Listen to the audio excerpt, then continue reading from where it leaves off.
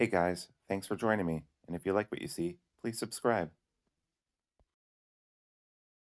Hello, friends. So today I have a very special knife that I want to review for you, and that is the Bark River Ultralite Field Trekker. And this guy has yellow and green burl, maple burl on it. I got it from DLT Trading, and I'm new to the fixed knife world as well as which dealers to go to.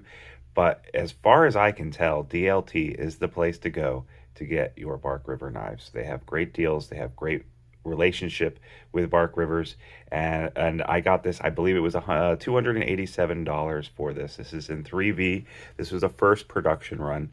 Um, I believe they had the Field Trekker around for a long time, so I'm not sure what the first production run about it is. I believe it's the fact that this is the ultralight version, which means that it's 3/16 stock instead of quarter-inch stock, or eighth-inch stock, I should say.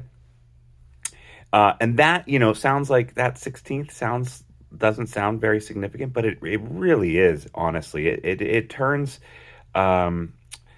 fixed blade from a good chopper and into much more of a slicer, and it really makes all the difference in the world without really sacrificing any toughness, in my estimation.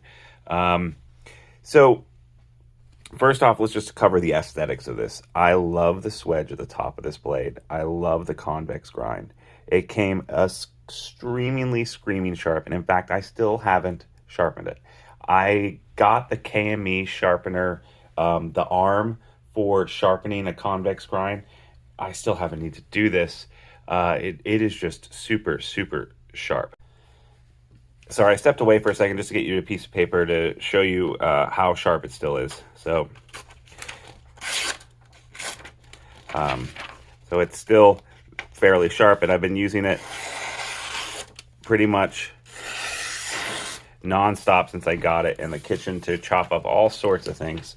And then also for splitting kindling, making feather sticks, and making fires. I haven't used this to chop big pieces of wood. I did chop like one or two big pieces of wood with this just to get a feeling for it. But I think I'm going to leave that bigger production of wood or that bigger processing of wood to other fixed blades that I have.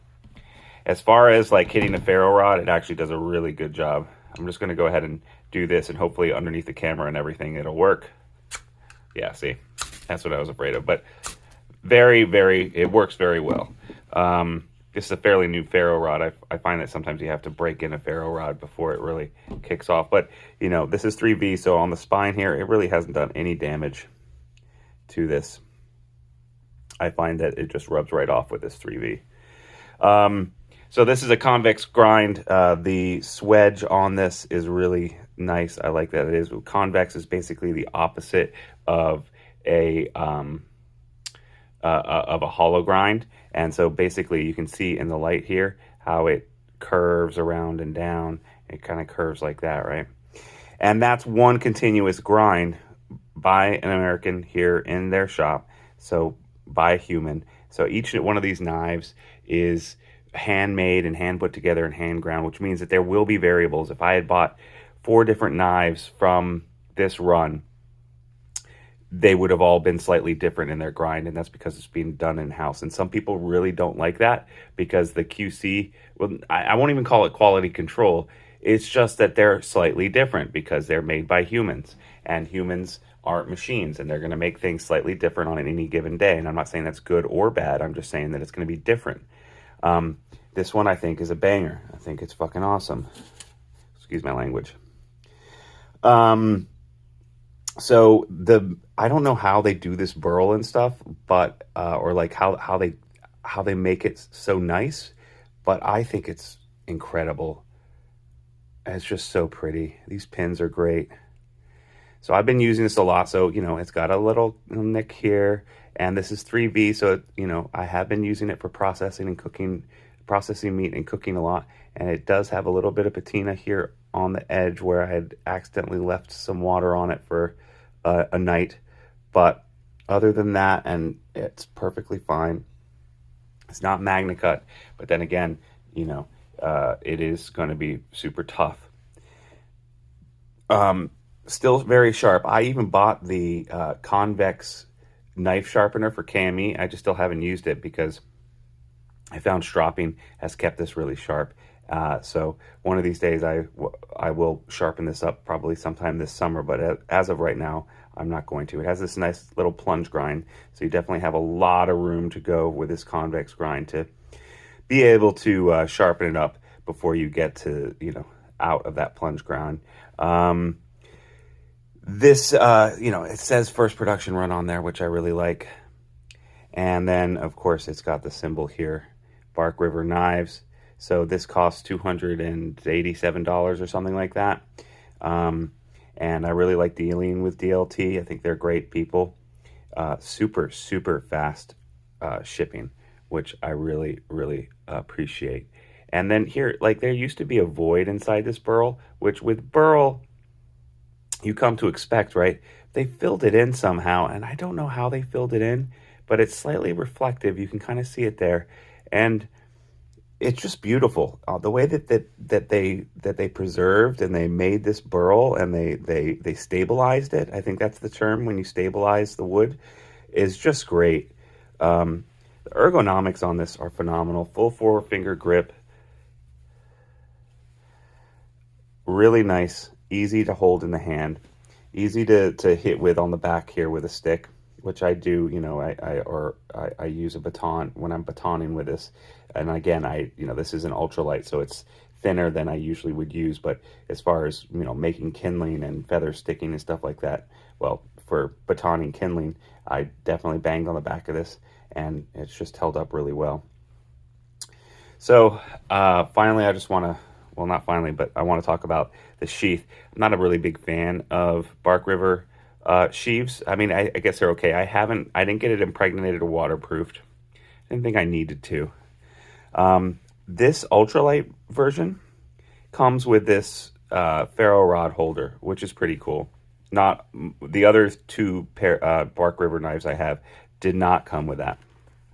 When they first come, they're really flat, and you have to kind of leave the knife pushed in there for a long time to get it to get it into the shape that it needs. Honestly, I've been keeping this in my cutting block, and I've either been using it to prep food or I've taken it to my fireplace and I've been using it there to make fires. So I haven't really been keeping it in the sheath at all, although when I start to go camping with this more, I will. It's just a beautiful, beautiful knife. I can't get over how beautiful it is, how well it feels. I use it all the time for prepping food. I find it really nice. It actually slices the apples rather than like splitting it open, which is very nice. Very easy to skin with these knives. For some reason, the convex grind is really good for just peeling away skin. The point on this is really nice and sharp, and it comes down behind the spine to a really nice point, which I really appreciate. For $280 or $287 or $278, whatever I paid for this, I think it's a screaming good deal. Check out DLT. Check out their Bark Rivers they have in stock. And then I would also say go to their Facebook group and join there. They will announce, Jason, who's one of the guys in DLT, will announce stuff that is going up before to that group, before to anyone else. And he will also sell some things that they like find in the warehouse and stuff on that group. A really, really good Facebook group. I can't recommend it highly enough. And then they have some long-term projects that they have out there with Bark River, where you can go ahead and do a pre-order with them way before Bark River has actually made them, to secure your spot to get some cool stuff. Overall, I love that Bark River is American made, handmade ground. I love their grinds. I think that they're great. I know that there's people who complain about them, but I think it's great. In general, it seems like most of the steel that they use is going to be 3V, MagnaCut now, and I believe it's A2 is the name of the steel. I don't know. I've never gotten that particular steel. I usually just stick with the 3V and the MagnaCut. So that's all I've got for you guys today. What do you guys think about Bark River knives? What do you think about the Field Trekker?